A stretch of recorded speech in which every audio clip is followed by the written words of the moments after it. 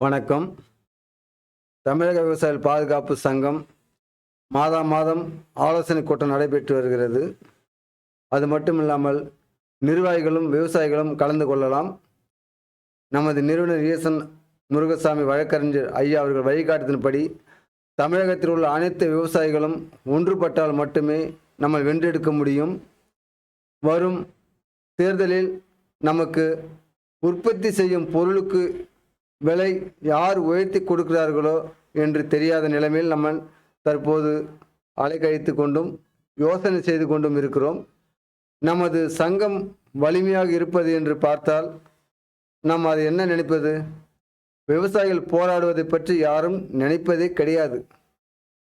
தற்போது நெல், கம்பு, மக்காச்சோளம், பருத்தி அனைத்து பொருளுக்கும் விலை இல்லாத காரணத்தால் தான் நம்ம லோனை தேடி அலைந்திருக்கிறோம்.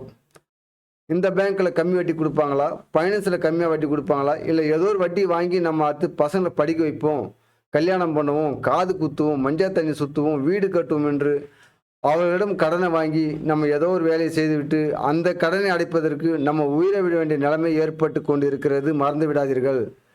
தமிழக விவசாயிகள் பாதுகாப்பு சங்கம் நிறுவனர் ஈசன் முருகசாமி வழக்கறிஞர் ஐயா அவர்கள் வழியில் நாம் ஒன்றுபட்டு சேர்ந்தால் மட்டுமே தமிழகத்தில் இருக்கும் சில விவசாயிகள் இருக்கிறார்கள், சில சங்கங்கள் இருக்கின்றன.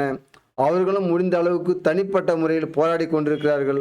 அவர்களோடு நம்மளும் ஒன்று இணைந்து ஒன்று சேர்ந்து ஒன்றாக பயணித்தால் மட்டுமே விவசாயிகள் யார் என்று காட்ட முடியும். இந்த பச்சை துண்டு அடையாளத்தை நம்ம மீட்டெடுக்க வேண்டும் என்றால் நம்ம போராடி ஆக வேண்டும். இந்தியாவில் மட்டுமில்லை, அனைத்து மாவட்டத்திலும் அனைத்து மாநிலத்திலும் விவசாயிகளோட நிலைமை மோசமாகி கொண்டுதான் இருக்கிறது என்று மறந்து விடாதீர்கள். கல்வி வியாபாரமாகிவிட்டது. அது மட்டுமில்லாமல் ஒவ்வொரு பொருளும் விலைவாசி அதிகமாக போய்கொண்டே இருக்கிறது.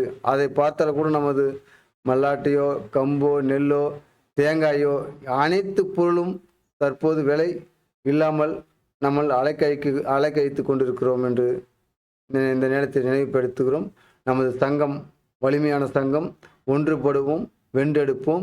தமிழக விவசாயிகள் பாதுகாப்பு சங்கம் சார்பாக நன்றி தெரிவித்துக் கொண்டு விடைபெறுகிறேன். அடுத்த வீடியோவில் சந்திப்போம்.